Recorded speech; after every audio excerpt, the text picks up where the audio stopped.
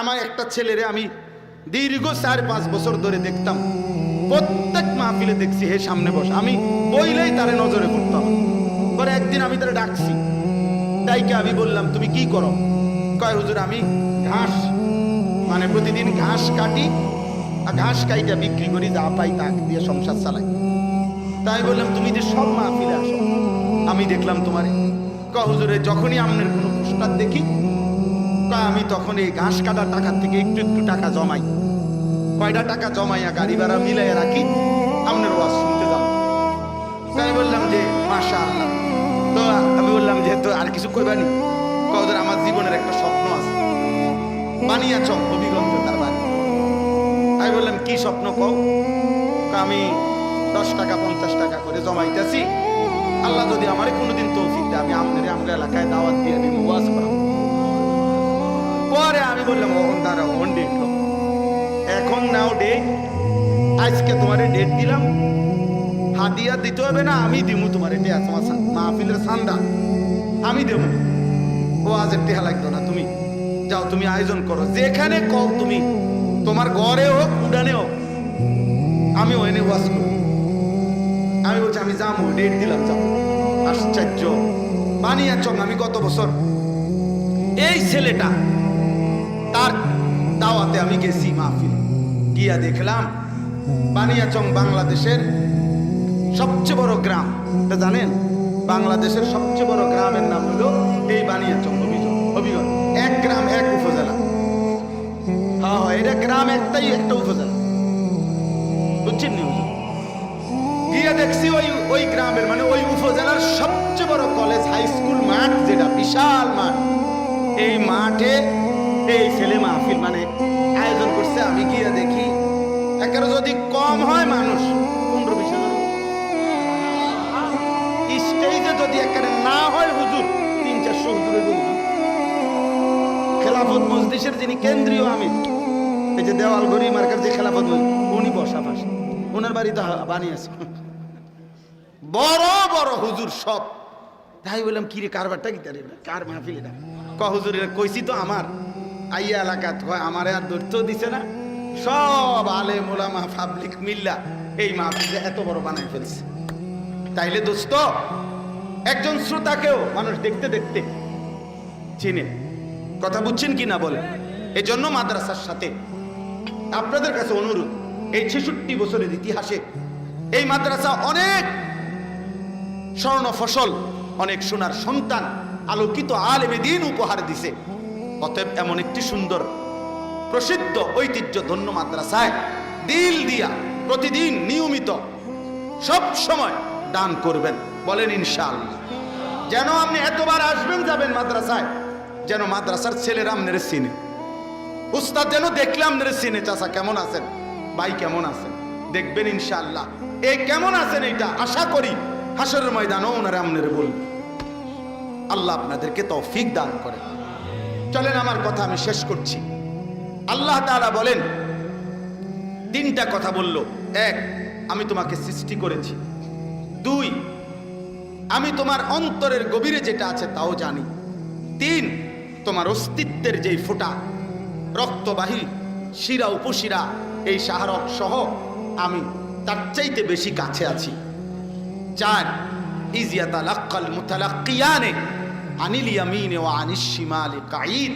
আল্লাহ তাআলা বলে, বান্দা 24 ঘন্টা তোমার ডানে এবং বামে আমার 2 জন ফেরেশতা আছে।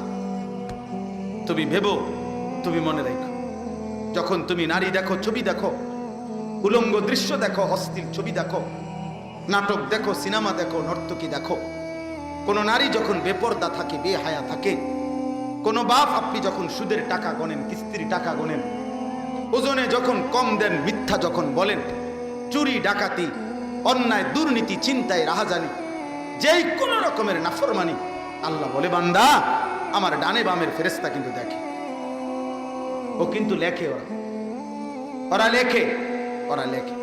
1 সেকেন্ড তুমি তাদেরকে আড়াল করতে পারো। তাফসীরের মধ্যে আছে টয়লেট বাথরুমের সময় এবং স্বামী স্ত্রীর মিলনের সময় যদিও এই ফেরেশতারা সরে থাকে, কিন্তু তাফসীরের মধ্যে স্পষ্ট লেখছে আল্লাহর কুদরতে দূরের থেকেও সরে অবস্থায়ও তারা ওই ব্যক্তির ওই সময়ের কর্মকাণ্ড জানতে পারে, লিখতে পারে, জানতে পারে, লিখতে পারে। অতএব 1 সেকেন্ড তুমি আড়াল করতে পারবে। 5 নাম্বার, মা ইয়ালফিজু মিন কাউলিন ইল্লা লাদাইহি রাকিবুন আতীদ। আল্লাহ বলে, বান্দা, এই দুইজন ফেরেশতা তো আছেই, ওরা তোমার পুরা জীবনের 24 ঘন্টার সকল অঙ্গে যা করো ভিতর বাহির তা তো লিখছে, কিন্তু আরেকজন ফেরেশতা আমি আল্লাহ আলাদা রাখছি। এই দুইজনের অতিরিক্ত আরেকজন ফেরেশতা আছে তৎপর চৌকান্না, যে তোমার এই জবানের 2 ঠোঁটের মাঝখানে যে জিহ্বা, এই জিহ্বা দিয়ে যখন তুমি যা উচ্চারণ করো, ভালো কিংবা মন্দ, সত্য কিংবা মিথ্যা, উপকারী কিংবা অপকারী, জিকির করো আর গালি দাও, হালাল বলো আর হারাম বলো, ন্যায় বলো আর অন্যায় বলো, আল্লাহ বলে আমার আরেকজন ফেরেশতা আলাদা 24 ঘন্টা তোমার জবানের উচ্চারণ লিখতেছে। এটা আরেকটা ফাইল হইতেছে। এই 5টা কথা। 1 নাম্বার, আমি তোমাকে সৃষ্টি করেছি, তুমি আমার থেকে ছুটতে পারতাম। 2, তোমার অন্তরের গভীরের কথাও আমি জানি, অতএব আমারে আড়াল করতে পারবা না। 3, আমি তোমার অস্তিত্বের রক্তের শিরা উপশিরার চাইতেও কাছে আছি, তুমি আমারে ফাঁকি দিতে পারবা না। 4, আমার 2 জন ফেরেশতা তোমার সাথে আছে, তুমি তাদেরকে লুকাইতে পারবা না। 5, তোমার জবানের সামনে একজন ফেরেশতা তোমার জবানের উচ্চারণ লিখতেছে, তাকে তুমি আড়াল করতে পারবা না।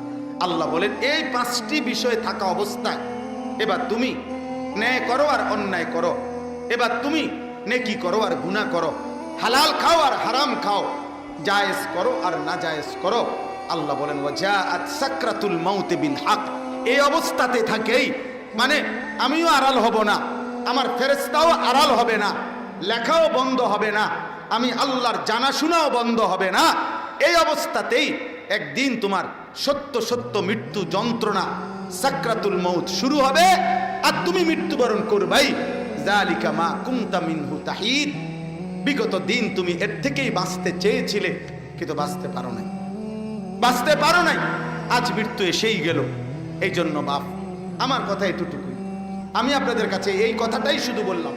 প্রিয় ভাই নওজওয়ান, প্রিয় কিশোর, প্রিয় বাপ, আমার ভাই, আমি এই কথাই শুধু মনে করাই দিলাম। আমি এবং আপনি, জওয়ান কিংবা বুড়া, হুজুর কিংবা পাবলিক, ইমাম কিংবা মুসল্লি, খতিব কিংবা শ্রোতা, আমরা সকলের জন্য এটা কথা যে আমাদের 24 ঘন্টা আল্লাহর নিয়ন্ত্রণে, আল্লাহ তাআলার তত্ত্বাবধানে আমাদের সেকেন্ড সেকেন্ড ফেরেশতা লিখতেছে, দেখতেছে। অতএব রাত গভীরে দিনের আলোতে কোনো গুনাহ করে আমরা বাঁচতে পারবো না, আর মৃত্যু আমাদেরকে বরণ করতেই হবে, চলে আমাদেরকে যেতেই হবে। সুখে থাকলেও মরে যাবেন, দুঃখে থাকলেও মরে যাবেন, আপনি রাজপ্রাসাদে থাকলেও মরে যাবেন, জীর্ণ কুঠিরে থাকলেও মরে যাবেন। অতএব দয়া করে, মেহেরবানি করে, আল্লাহর ওয়াস্তে সবার কাছে আমার অনুরোধ, ভাই, বন্ধু, নওজওয়ান, বুড়ো, মা বোন, ওলামা, আমি, আপনি সবাই আমরা যেন গুনাহ ছেড়ে দেই, আমরা যেন আল্লাহর নাফরমানি ছেড়ে দেই। আমার যুবক ভাই, মোবাইলের নারী দেখো না বাপ, চরিত্রহীন হইও না, অস্থির দৃশ্য, জিনা ব্যভিচারের ছবি, হারামের ছবি দেখা দুস্থ, একদিন তুমি দুনিয়াতেও ক্ষতিগ্রস্ত হবা, আখিরাতেও ক্ষতিগ্রস্ত হবা। একদিন প্রয়োজনের সময় দেখবা যৌবনের শক্তি নাই, শরীরের সক্ষমতা নাই, কোমরের শক্তি নাই, লজ্জাস্থানের শক্তি নাই, আর আরেকদিন কবরে গিয়া দেখবা জাহান্নামের আগুন তোমার কবরে ধাউ ধাউ করে জ্বলছে। না তুমি দুনিয়া পাইবা, না তুমি আখিরাত পাইবা। আর হারাম উপার্জনকারী বাবা, সুদখোর, ঘুষখোর, কিস্তিখোর, হারাম উপার্জনকারী বেনামাজি, হায় আপনাকেও বলি, আপনি দুনিয়াও শেষ করতে পারতেন না। এত বাটফারি সিটারি কইরা আল্লাহরে ডাকেন নাই, নামাজ পড়েন নাই, 24 ঘন্টা কামাই রোজগারি, 2 নম্বরই 6 নম্বরই কইরাও আল্লাহর কসম আপনি অভাব শেষ করতে পারতেন না। আপনি মরার পরেও, আপনি যেদিন মারা যাবেন তারপরেও আপনি কবরের থেকে শুনবেন আপনার ঘরের দরজা ভাঙ্গা গেছে, বাথরুমের দরজা মাঝখান দিয়ে ছিদ্র হইয়া গেছে, জানালার গ্রিল ফইরা গেছে, সিটকারি নাই, ফ্রিজের তলে দিয়া পানি পড়ে, মানে হাজারো সমস্যা থেকেই যাবে, অথচ আপনি কবরে চলে যাবেন।